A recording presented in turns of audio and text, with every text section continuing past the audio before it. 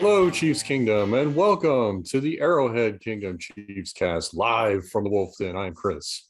And I'm Josh, and tonight we are going to be talking about the wild card weekend that's almost over at this point. We're in the middle of the Rams beating down the Cardinals right now, but we do have a special guest, and Chris, I'll let you make the introductions. Yes, our special guest talking about the Kansas City Chiefs is Mark Van Sickle from the Arrowhead Report. Welcome. What's up, everybody? How are you guys doing? Thanks for having me back on. Yeah, glad to have you back on. We were talking last time about this time last year. Mm-hmm. So let's see if we can follow a similar but slightly different path. So to everybody watching, please make sure you like, share, and subscribe to our videos. And we're, of course, presented by Complete Weddings and Events, your leading provider of photo, video, DJ, photo booth, lighting, and coordination services. Visit them at CompleteWeDo.com. All right, so let's talk first about one of the games that I think we're all really interested in, and then another one that just wasn't interesting at all. So we have a 7th seed this year, and I don't think that these games could have been any worse when it came to wanting to watch a competitive football game. But the NFL wasn't necessarily looking to add 2 more competitive football games. I think they were looking to find 2 more games that people were going to watch, and they did to get more TV revenue. I was looking, quick Google search. The ratings for the Chiefs Steelers wild card game flirted with 23 million viewers, and that was up 6% from the audience in the comparable Browns Steelers matchup last year. So the NFL couldn't have been more wrong when it came to the games being good, but they probably couldn't have been more right when it came to getting ratings from the state of Pennsylvania. So I mean, Mark, what are your thoughts on this? Well, I think it's just building up to an 18-week season with only 2 preseason games, and then maybe eventually 8 teams with no buys, as sad as that sounds. But I think that's kind of what they're building towards, just because they're going to get more money that way. The players will get more money, the league will get more money, and everything like that. And one thing that I think it would have been better matchups if the Chargers and Colts would have made it, or Chargers or Colts. I think they're better than the Steelers. I still don't think it would have been great necessarily, but I think that both those teams are better than the Patriots and the Steelers. So, yeah, I think it was just one of those weird years where the bottom teams just were not very competitive at all. So, I mean, there will be years like that. There might be years where the 1 seed will get upset. But this was not one of those years. Yeah, I mean, to just kind of walk into that a little bit more, if we would have had an 8 seed this year, the Titans would have been playing the Chargers or the Colts. That could have been the inaugural 1 seed upset that we saw, even though the 7-2 game was just not competitive at all. Yeah, I think the Chargers are one of those teams that, I mean, obviously we saw them fall on their face the last couple weeks of the season, but they're one of those teams that could catch fire in a bottle, and I think that they could have beat the Titans. That the Colts, they did beat the Titans during the season, so I think that definitely would have been an enticing game, and I think people would have watched it. Yeah, for sure. Chris, which of the 2 games do you think was worse, the Chiefs Steelers from a competitive level, or the Bucks Eagles? And there were, well, I mean, the Bucks Eagles. I think the Bucks were up 31-0 at one point. I mean, at least the Steelers made a game in the first quarter, but the Eagles were it was pathetic. I actually sat through, I think, about 2.5 quarters of that game until I finally walked away from it. Yeah, 15 junk time points doesn't really make a football game, and that's exactly all that was. I mean, they weren't even in that game from the coin toss. I mean, Jalen Hurts looked about as overmatched as you could possibly get. So, Mark, I'll ask you this question: is he the starting quarterback for the Eagles next year?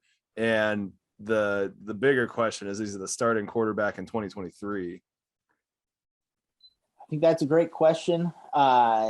Here would be a good scenario for the Eagles. This is just me thinking outside of the box a little bit, maybe not too outside of the box, but I'm not a huge fan of Deshaun Watson and what happened off the field, of course. Obviously, nobody really is at this point, but he's a top 5 quarterback in the league if he's on the field. So I think what the Eagles should do now, this is all, of course, up to their management and if they want to handle the PR mess that it might be. But if they bring in Deshaun Watson, I think the NFL would suspend him. I don't know how long, but I think that he would probably get a suspension at that point, 6 games, 8 games, whatever it might be. Who knows? But you'll have Jalen Hurts there at least the next 1-2 seasons. So if you bring Watson in, you can have Hurts start while he's suspended and then go to Watson and then try to trade Hurts, or just keep him as a backup. So that would be my thought for the Eagles going forward if they could make that happen somehow. I know they have, I think it's 3 first-round picks coming up in this next draft. So they'd probably have to trade at least one of those, maybe 2, if they want to get Watson. But there's not a lot of great quarterbacks coming out of the draft this year. So I don't know what they're going to do with those picks, but they were at least good enough this year to get to the playoffs. So it's something to build around. I don't know if Hurts is that guy though. Chris, let's play GM. Let's throw this theoretical situation. What if the Texans say we'll send them tomorrow? We want all 3 of those first round picks. What are you doing?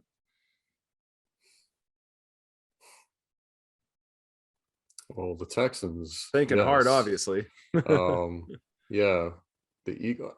God, see, I didn't really think of the Eagles being one of those teams that's going after Deshaun Watson, but man, yes. Yeah, I mean there was a lot of breakdown.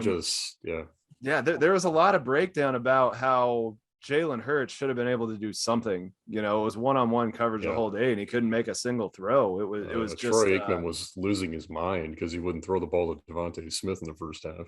So, I mean, I don't even know that the Eagles thought they were in on Deshaun Watson at the beginning of the game yesterday, but at the end, I don't see how you can not be in on something like that. I mean, Mark, I'm with you. That's a good team. They're good enough to get to the playoffs. You're just not going to do anything to Tom Brady if you can't move the ball at all. And the defense was just on the field the entire game. I was in the middle of a wedding trade show over the weekend, so I was watching it on my phone. But I mean, I was kind of like Chris. I didn't even bother the second half. I'm like, I don't even need to act like I'm not just 100% president where I am right now. Exactly. I watched a little bit of the first half, and then I was going to coach my daughter's basketball game before the Chiefs game. So I was like, I don't even have to worry about looking at my phone during the game. I mean, I shouldn't be doing that while I'm coaching basketball, but if it was a game that I care about, I might do that. Well, exactly. But I mean, the big thing is you didn't miss anything. You were watching the game. You didn't miss anything. It was over. Yeah, it was just a sad game. But I think we're all on the same page. The 7th seed and probably an 8th are definitely here to stay. And the NFL is going to keep adding games, and who knows, we might be adding teams. There's been the international kind of rumors forever, but let's get into the game that I think was all of our favorites. And you were at this game Sunday night, right? Yes. I got tickets. I won them from work kind of last minute on Friday. Nice. And so it was great. There was lower level seats. I got a parking pass, so it was all expenses into Arrowhead. So man, cannot pass up going to a free playoff game. That was the first time I got to experience. I've paid for a playoff ticket before, but first time going free of charge. So yeah, it was great, and I knew it was going to be a fun game. Are we digging into the game here? Let's absolutely. Okay, keep going. I was going to say the energy was pretty lively at the beginning. The defense was playing great. I know Big Ben's way past his prime and going into retirement now. So I don't know how much of that was Big Ben and how much of the defense, but the defense has, improved as the season's gone along. So man, they were out there pumping the crowd up. They were getting everybody riled up, and the offense was just slow to start. So, I mean, it was a little bit rough there, in the first half getting going, but when Patrick Mahomes in the playoffs gets going and gets in those quick scoring spurts. I know they did it against the Texans. They did it against the Titans. They've done it against a lot of teams the last couple of years. But I think the stat that I read was they scored 5 touchdowns in a 10-minute and 30-second game time period. And like that was the most by far. Like the second closest was Tom Brady at like 21. 25 minutes. Yeah. So it's like that is just absolutely insane. And when Patrick Mahomes is on like that, there is nobody stopping him. So wow, that was insane. I knew the game was over on the 3rd and 20, right before halftime, completed the pass to Travis Kelce, and Kelce is faster than what, like, you don't think he's going to be that fast, and then he just burns around a cornerback, burns around a safety, and it's like, wow, this guy is a first ballot Hall of Famer. I know Tony Gonzalez was on the Chiefs, but I'm going to say it right here on your guys' podcast. Travis Kelce is the best tight end in Chiefs history. Absolutely. Absolutely. I put it out there. Absolutely. I mean, I don't think it's possible to even argue that anymore. I mean, the only argument you can make is different eras, but at this point, I mean, Kelce is 4th on the all-time list, tied with a bunch of other guys for touchdown receptions in the playoffs. I mean, 22 for Jerry Rice probably isn't going to get caught by him, but I guess, stranger things have happened. I mean, Gronk moved into 2nd, I believe, with 15, and time's probably, out on him to catch Jerry Rice too, which just speaks to what Jerry Rice, as a specimen of a football player actually was, 197 regular season touchdown catches or total for his career. Here's another stat for you. Travis Kelce has 7 100-yard games in the playoffs. Jerry Rice has 8. Yeah, so Kelce's around the heels of that second one. Place. Yeah, second place all time in the NFL. That's, that's. I mean, we're watching rarefied air. He's the best. He's the best we've had. And possibly the best ever. I'm only going to make one argument for TG. I mean, come on. He had what? Elvis Gerbach, Brody Croyle, Tyler Thigpen. That's true. Damon Heward. He had some rough quarterback action there for a few years. He did. And then Jimmy, offensive coordinators, Jimmy Ray, Mike Solari. I mean, I mean, fair enough. I'd love to see him and Jamal Charles on the team right now. So we'll just throw that out while we're doing all of that. That would be entertaining to see. But so my next question is going to be, what was your favorite part of the game? And I'm going to answer this first. My favorite part of that game, and I've definitely noticed this, the Chiefs have a switch, and the switch has been flipped a handful of times. One of the notable ones was the Super Bowl. The 49ers did that picture in the end zone. The Chiefs flipped the switch. Earlier this season, the Raiders walked out on the Chiefs logo at the middle of the field. The switch was flipped before the coin was flipped. And to me, my favorite part of this game was seeing that switch get flipped, and it happened the second that TJ Watt slid into the end zone with that ball. And it was one of those. Chris and I were sitting in the same room. It's just like, man, I think the Chiefs are kind of mad about this, and I think they score on this next drive. And then we were kind of walking through the rest of the first half, and just the air in the room that we were sitting in just cleared. The atmosphere got more fun. It looked like that happened at Arrowhead as well. So you can tell us if that's incorrect or not. But I'm just glad they flipped that switch. And I think they need to start doing more like Michael Jordan in his peak of competitiveness and just make up reasons to be wronged by the other team so they can just do this more naturally. I think that's the next step. But how was that in Arrowhead when that happened? Is there any merit to that statement? There definitely is. There was some terrible towels waving around. I'm not going to lie. There was a pretty decent contingent of Steeler fans out there because they wanted to see Big Ben's last game. Well, I think they figured it was probably Big Ben's last game. I mean, they wanted to see a win, but they're realistic. And the guys around me were definitely waving their towels, getting excited. They're like, all right, how long is this going to last, though? Probably not that. They were kind of realistic about it.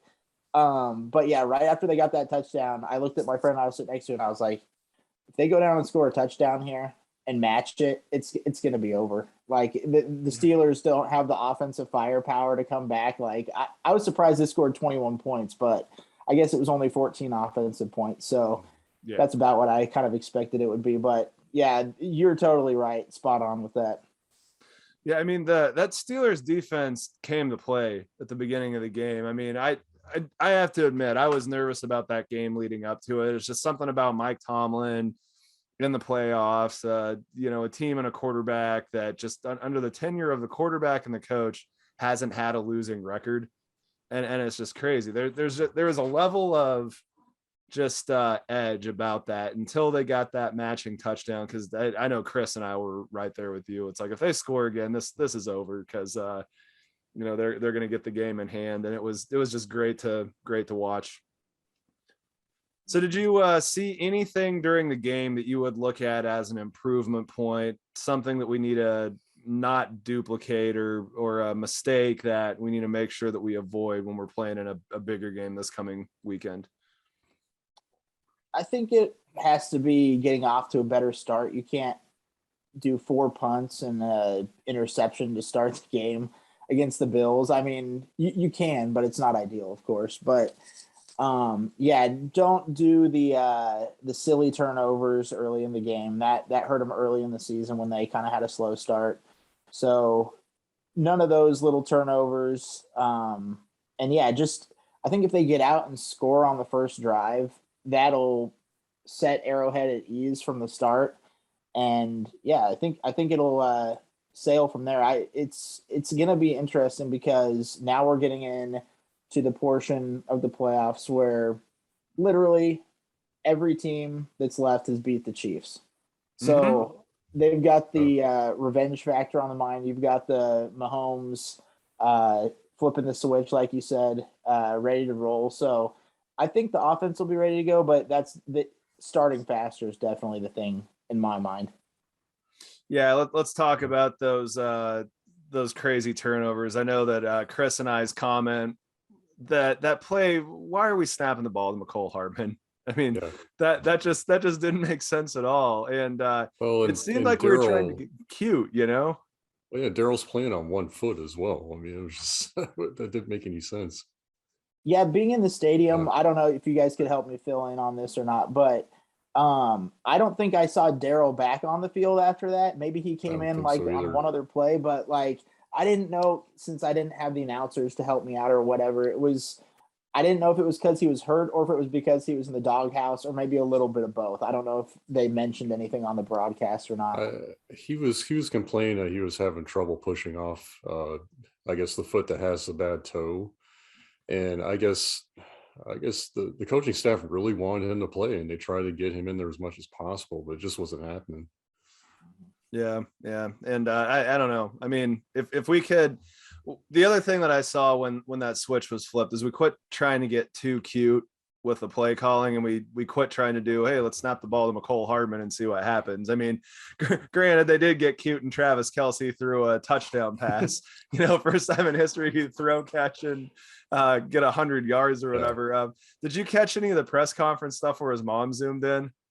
Yes. Yeah, I was on the drive home. I was listening to that live on the radio, and it was so funny. I agree with you, by the way. You can't get cute when it's 0-0 and you have yet to score. Yeah. If you're up 21-7 or 28-7 and you want to throw it to your guard, Allegretti, or if you want to, let Travis Kelce throw a touchdown, that's fine if you're up, by 3 touchdowns. But when it's 0-0, let's just let Patrick Mahomes be the quarterback. He's the GOAT for a reason. Exactly. And if you want to hand the ball to Williams, hand the ball to Williams and have it be the guy that was doing it in practice the whole week, for God's sake. Yeah. Well, let's go back to the Allegretti play real quick. I mean, was that just not one of the sweetest plays you've ever seen? Basically him tossing TJ Watt down like a limp doll and then just turning around and catching a touchdown. By the way, I took a video of the play before that where Tyreek, I thought, scored a touchdown. He did like a backflip in the end zone. So I thought that I had caught a really cool moment on video just to have the touchdown called back. I was pretty upset about that, but he didn't get in. And then we got to see the what they're calling the thick six now with Allegretti. But yeah, that was a cool play. Whenever you can, like you said, I didn't see until after the game, and I was kind of scrolling through Twitter. I didn't see him just toss TJ Watt like a rag doll. And that made the play even more supreme to me. But yeah, I love when they get down in the red zone like that, and they've got a cool play call, because not often where you get to see the big men get the touchdowns. So you were sitting around the 20-yard line. So let's think about that part of the game. Where would you have been in reference to that? Were you on the opposite end of the field? Were you close to that? Were you on the other side of that play? I was on the press box side of the field, and I was closer. I was on that side where they did score that Allegretti touchdown. So on the left side, if you were watching it on TV. Got it. So you were on the far side of both that and Tyreek Hill grabbing the pom-poms with the cheerleader. Yeah, okay, that was incredible. And seeing Mahomes go and drag him back out on the field to not get a flag was just incredible. I saw a meme going around today saying that Mahomes was the sober friend trying to get the drunk friend out of trouble. Oh, that's exactly what it was. That's exactly what it was. We need to not be in this bar anymore. You've made all the girls mad. Let's just Exactly. Oh my God, that was great. That game was so much fun. Well, before we dig into this Bills game, let's circle back to the rest of the playoffs here real quick. So obviously we're almost through the last of the wild card games. What is the most shocking loss that you've seen so far? Just because it was an upset, probably the Niners over the Cowboys. I didn't get to see a ton of that game. But just the way that I think it kind of played out, I thought the Cowboys were going to win that one and maybe match up with the Bucks. I thought that would have been a good rematch.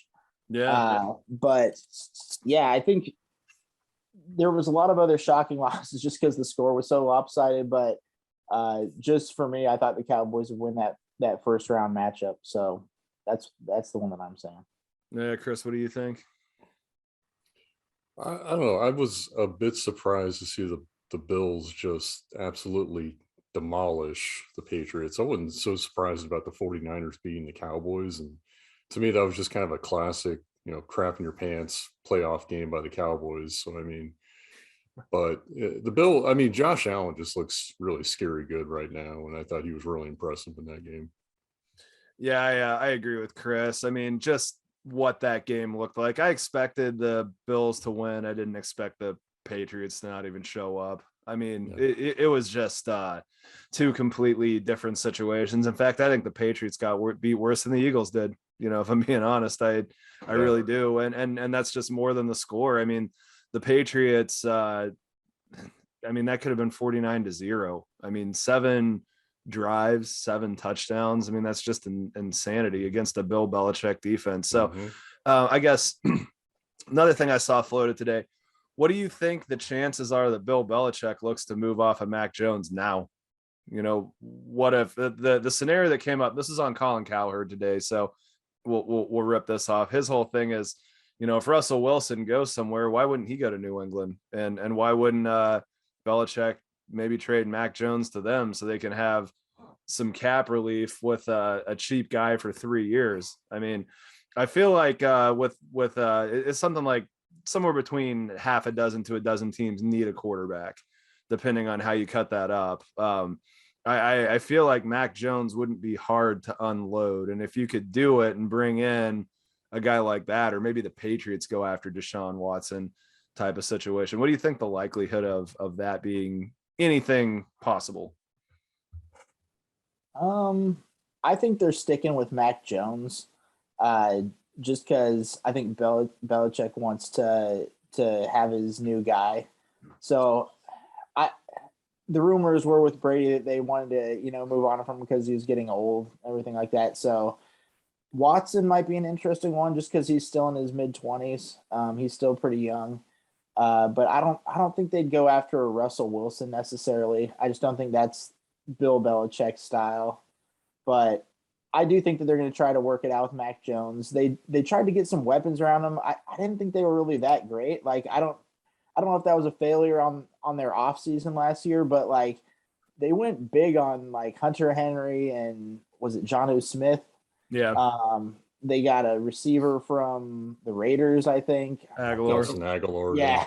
It was just like those guys are just kind of like meh, they weren't really anything special. So I don't know if that's Mac Jones or if it's just the weapons around him, but I do think they're going to stick with him the next 3 or 4 years at least.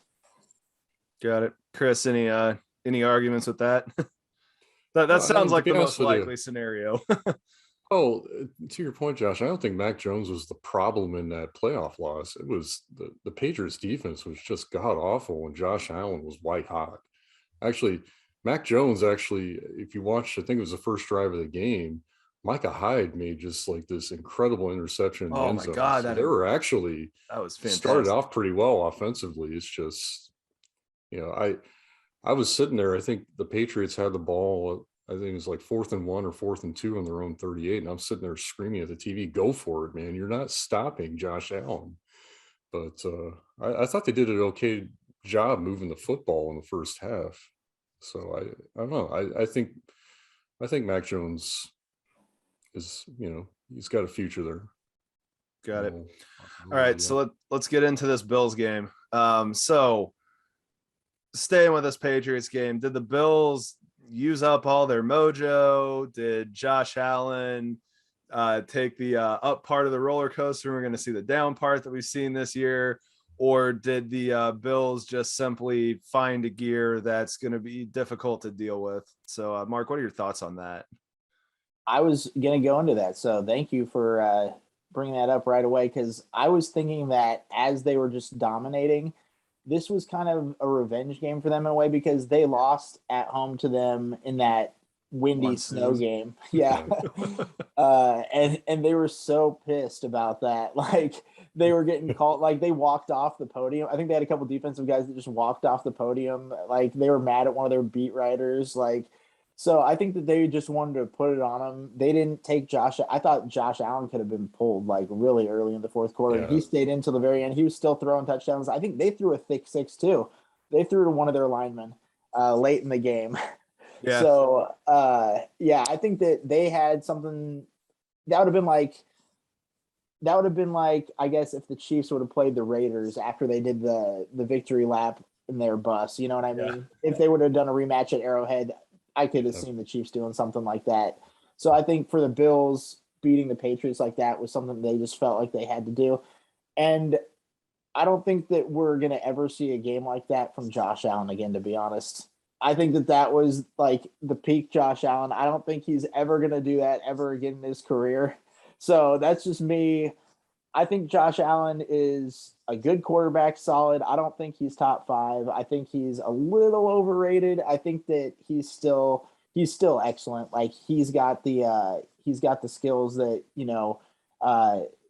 maybe like a Cam Newton type, but maybe a little bit better of a passer, but he can get those runs. If he's doing an empty set, you have to have at least a linebacker spying on him, which I think Willie Gay can do a good job of that, by the way, or Nick Bolton, either one of them. But yeah, I think that the Bills used up their good fortune. I think that they're going to come back down to earth, especially against the Chiefs. I just read, let me pull this up really quick. Last time the Bills played the Chiefs, they were without Chris Jones, Juan Thornhill, Willie Gay Jr., Charvarius Ward, and they didn't have Melvin Ingram yet. So they're going to have 5 guys starting that were not in there with the 11 starters in the last game against the Bills. So I think the Bills are going to be up against it against this Chiefs defense.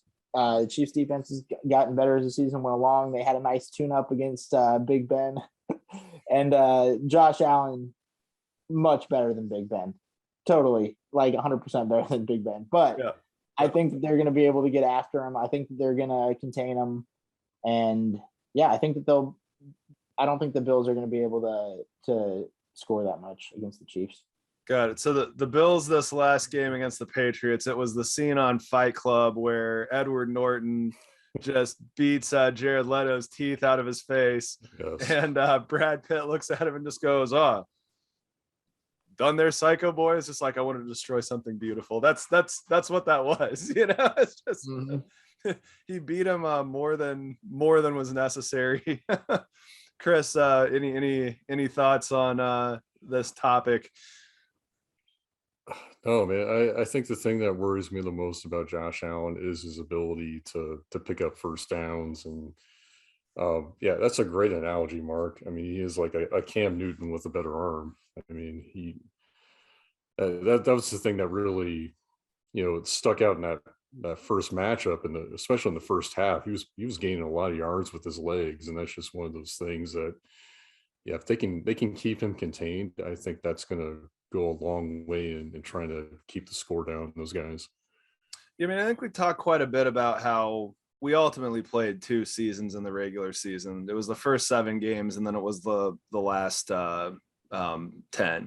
The team is just different. I mean, this is going to be a different game, but what I do remember from that Bills game was not being as mad as I was during the Titans game until I just didn't even care anymore, because they clearly just didn't show up for that one.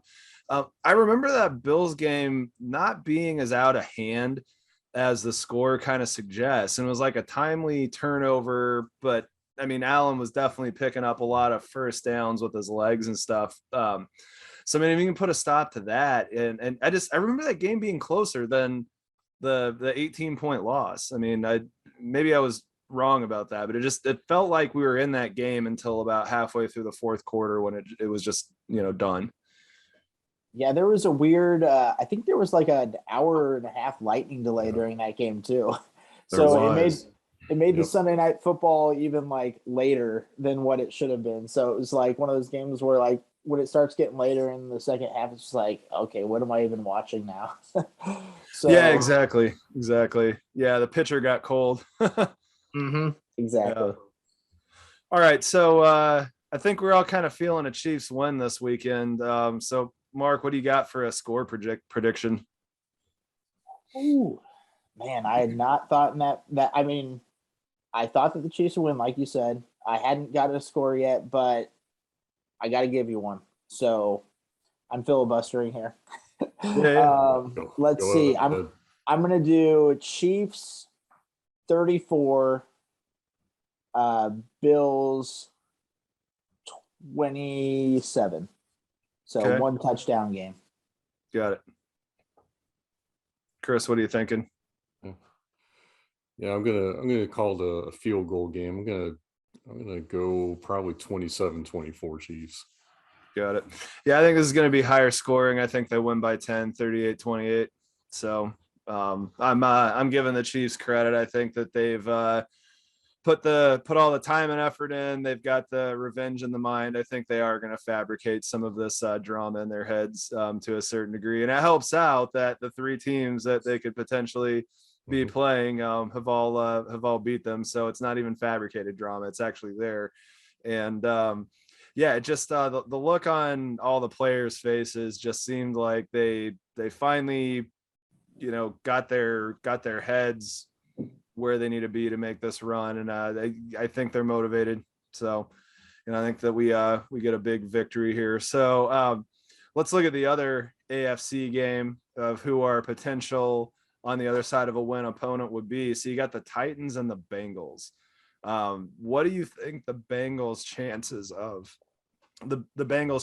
of making this game happen in Arrowhead? I think that there's a good chance they can do it. I think that they've been playing hot lately, and Burrow's been looking really solid. As long as he can stay healthy, I think that they'll have a good chance. I just haven't been high on the Titans this year, and we haven't seen Derrick Henry in a while. I think he'll play and be pretty solid. So I think it'll be up to the Bengals defense to get stops and keep Henry off the field. I honestly don't know about the health of the Titans receivers. It seems like every week somebody's on the IR or somebody's missing a game, whether it's A.J. Brown, Julio Jones. I thought they were going to have a really solid offense this year because Ryan Tannehill needs those kind of guys if he's going to be a solid quarterback. I think he's just an average quarterback, but with those guys, he can be better than what he is. So we'll see if Julio's out there, if A.J. Brown's out there, if Henry's out there. I think the Titans will be a solid opponent, but I think the Bills can pull the upset, though. Bengals. Yeah, Bengals. Sorry, did I say Bills? Yeah. Bills aren't pulling any upsets. Yeah. No, Bills will not pull an upset this weekend. I take that back. It will be the Bengals that can pull an upset. Got it. Chris, what are your thoughts on the Bengals-Titans game? No, I think they can too. I always like, especially this time of the year, I look at the quarterback matchup, and I definitely like Burrow over Tannehill. I mean, they almost blew that game to Houston last week. So I'm drinking the Kool-Aid on the Bengals. I'm thinking we're going to get Cincinnati, Kansas City in the AFC Championship. I can definitely see it in the realm of possibility, but there's just a part of me that just can't physically picture the Bengals coming to Arrowhead for a Super Bowl berth. I mean, Burrow's definitely the guy over Tannehill, but the Titans have just scrapped together the 1 seed.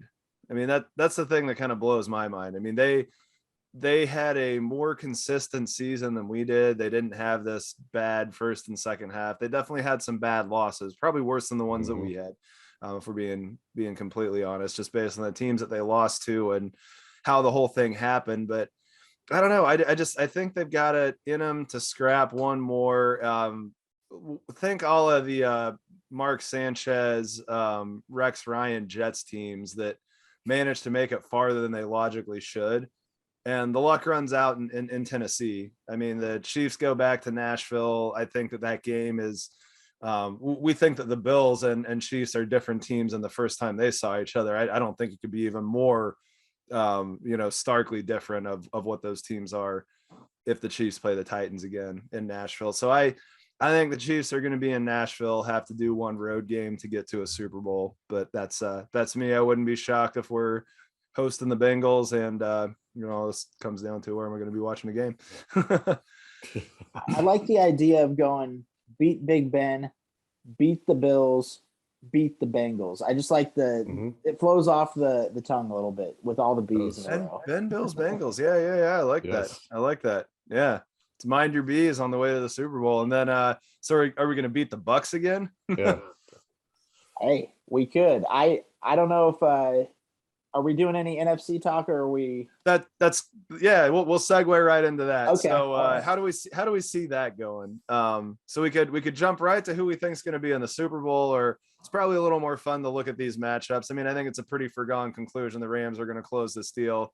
So we're going to get Rams, Packers, Rams would play the Bucks, and then the Niners already have the trip to the Packers. So let's talk Rams Bucks first. Do the Rams and Matthew Stafford have anything to stop Tom Brady from making an NFC championship? I think so. From the beginning of the season, my preseason Super Bowl pick was Chiefs and Rams, and it would be kind of weird that the Chiefs would have to play a Super Bowl team on their home field two seasons back to back. That would be kind of weird and be wild, unprecedented. But that was my preseason prediction. So I feel like I need to stick with the Rams. That they looked pretty good against the Cardinals. But yeah, I think that the Rams, if they're clicking on offense, I think they got Cam Akers back for the playoffs. So they got a little bit of a run game along with Sonny Michel. I think that they can. I think they can stick with the Bucks and make a good game out of it. It's hard to bet against Brady though, so I definitely wouldn't be mad at anybody that picked the Bucks. But I think the Rams will pull off the upset though, so I'm going to say Rams over Bucks. Got it, Chris. What you got in the Rams Bucks game? I got to go with the Bucks in that one. I still maintain my stance. I don't trust Matt Stafford. So I got to go with the Bucks just based on that. Yeah, I would say that forced to pick, I would probably go with the Bucks for the same type of reason. But at the same time, I mean, the Bucks are just so decimated. I mean, he's down to one receiver now. Granted, I know that Deion Branch was a Super Bowl MVP based on being the one serviceable receiver. And Mike Evans is definitely better than him, but Antonio Brown, I think, kind of assassinated the one real chance they had to try and keep it together. Don't know if Leonard Fournette's going to be playing and helping that play action game go. So I would probably edge the Bucks, but the Rams definitely have the team that's rolling more, and I don't think there would be any surprise whatsoever if the Rams end up in the NFC Championship game. As we're recording this, talking right now, Cooper Kupp just got a touchdown, so it's 28-0 now. All right. Yeah, there we go.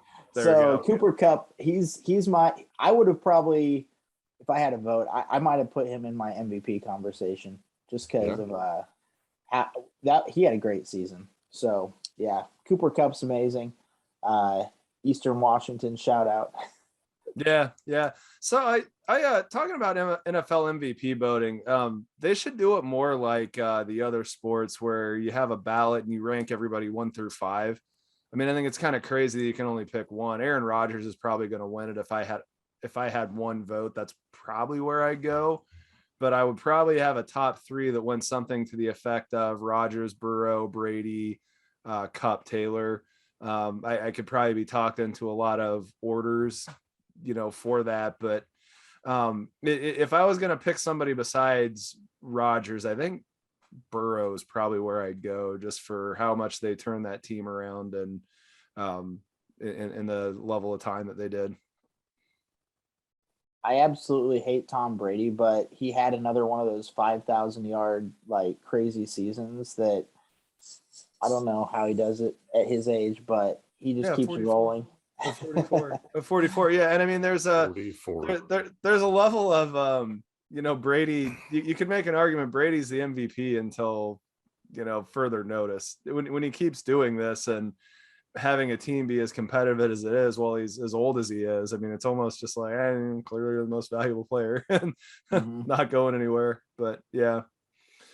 All right. He's throwing the football better than he ever has. It's just ridiculous watching him.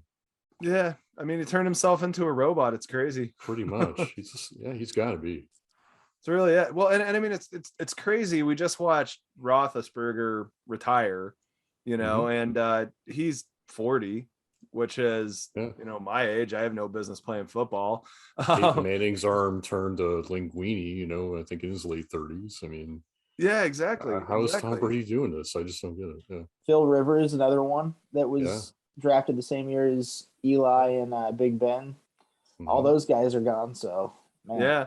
No, I mean, it's kind of crazy. It's going to be weird seeing a league without Roethlisberger. I never really liked the guy, so it's not bothering me at all, but it's going to be odd not seeing him under center for the Steelers. And I mean, I think it all just comes down to, Tom Brady, goes to bed at 8:00 at night and then gets up at 4:00 in the morning and works out and just eats a really specific diet and stuff. I mean, it's just a level of discipline. I'm not doing that.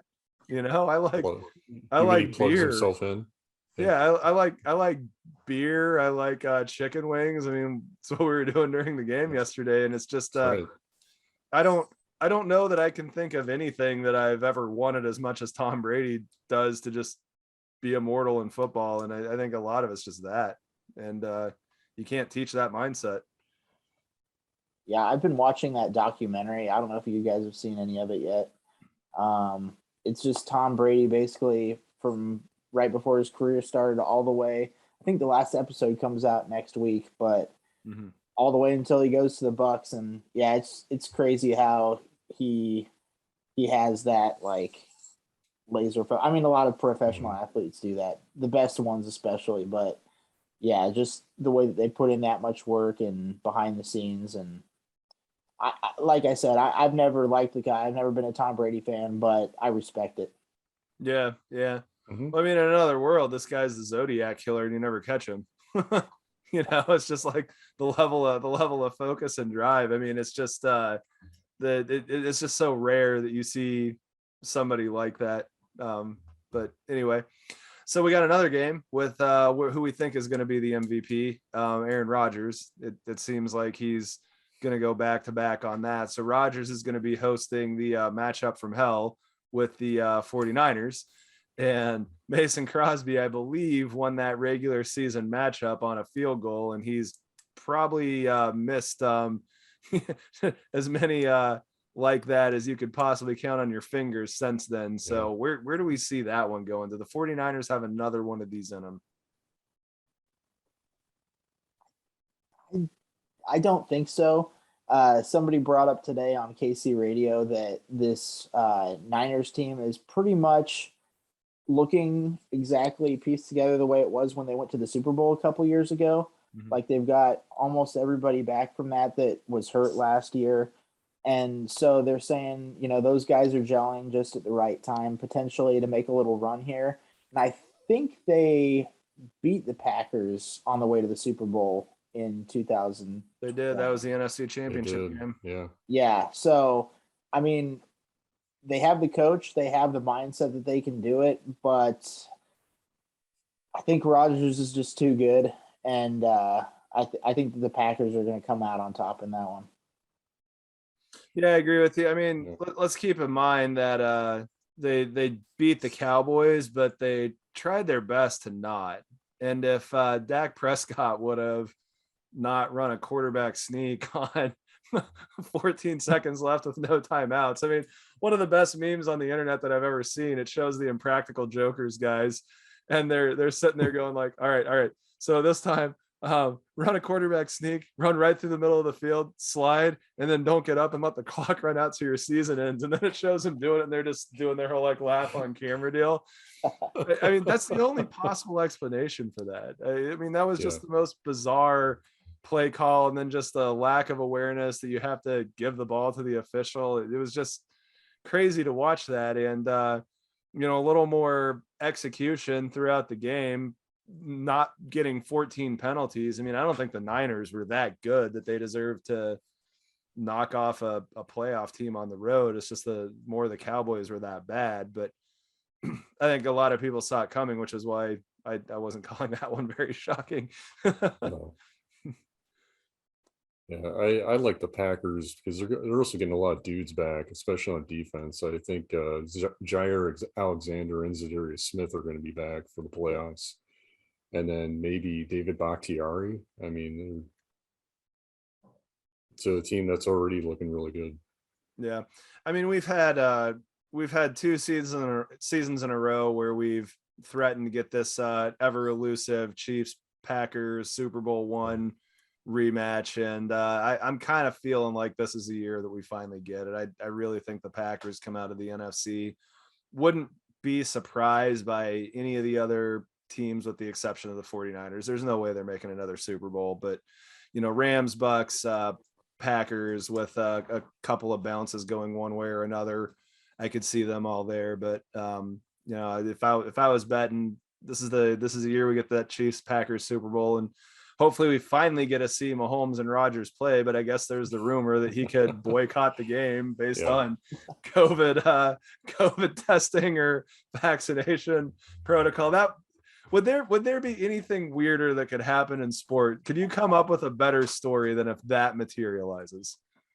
Oh, that'd just be so disappointing. Like at that point, Aaron Rodgers can't come back to the Packers, right? If he did that, he would have to retire or something, right? Oh yeah. Yeah. Like who would want him? Yeah. It would just be ridiculous. But yeah, to go off what you were saying there for the prediction, I agree. I think Packers Chiefs is probably the likely scenario. I think that they're the two best teams in their respective conferences. However, I will continue picking the Rams. If the Rams get that far, just because at the beginning of the season I said Rams, Chiefs, I'll keep picking them. Although I do think it is the Packers that are the best team. Yeah, I'll keep picking the Rams as long as they're in it. Well, I like the concept of you could have a home NFC team in the Super Bowl 2 years in a row. I mean, we've never had that once, and if we would get it two times in a row, I mean, in a way that would only be fitting. I mean, really. Mm-hmm. And the Chiefs haven't played the Rams since that crazy shootout, I think, a few years back, right? Right. Yep. That Monday Night Madness game that was supposed to be in Mexico City and then moved back to LA. Yep. And what was it, 54-51? The first time a team a team ever lost scoring 50 points in an NFL game. Yeah, and you thought Jared Goff was going to be a world beater. Yeah. They really paid him after that one. Oh my God, yeah. That's definitely something that it would be an interesting a matchup. I think Chiefs and Rams would be a great matchup. I think Chiefs Bucks, Chiefs Packers, any of those three would be a great matchup. So I mean, as long as the Chiefs are there, I'd be happy. Yeah, I agree. I mean, I'd be happy if it was another Chiefs Niners game. Yeah. So we can put those guys down even harder than last time. Yeah. All right. Well, anything else that we need to get into? Anything else weighing on your mind? Games you wanted to talk about? Stuff you've seen throughout the season? No, I think we've covered a good portion here. I think that kind of like we mentioned earlier here in the episode, now that we're into the final 4 teams and the Chiefs are 0-3 against those teams that are in it, I think that the revenge factor is coming up for Mahomes and the entire Chiefs team. Tyrann Mathieu specifically is one that goes out on Twitter searching for things. So I think that we're going to see Matthew finding some hashtag Bills Mafia stuff and going to be putting it up on their lockers. And I think they're going to be ready to roll against Josh Allen. And I think that they'll, again, against the Titans or the Bengals, I think it'll be a good game. But whoever they play, I think they can beat them. I think they'll be favored in that game. So they just got to take care of business, not turn the ball over, get out to a good start, and I think they're going to be fine in the Bills game and then AFC Championship game. So that's my thoughts on the road back to the Super Bowl. Yeah, this could be a crooked AFC Championship game against either of those two teams with some revenge factor. Yeah.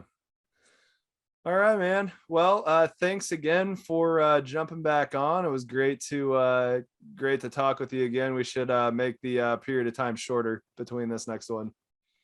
For sure, yeah. I'll come on early season next year if you want. Yeah, we can talk Chiefs schedule. We can talk fantasy football, whatever you guys want to do. Nice. Yeah. No, Okay. Thanks for doing that fantasy league with us. It was a little clunky getting that put together, but I think it ended up being fun. Oh man, I totally whiffed out on it. Did I auto draft? Yeah, I mean you were definitely there. There were a couple of teams that brought some serious heat. I'd have to look at who ended up winning. I think Tucker won, right? I think that's Tucker right. Franklin. Yeah. No, there were the way the divisions ended up coming out, like all the stout teams ended up on one side, and it was an interesting year, but we'll certainly do it again, and we'll put a little more fanfare behind it this time. I would say I'll pay more attention next time. Sounds good. All right. Well, have a good one. Thanks for coming back on, and Chiefs Kingdom. Good night and take care.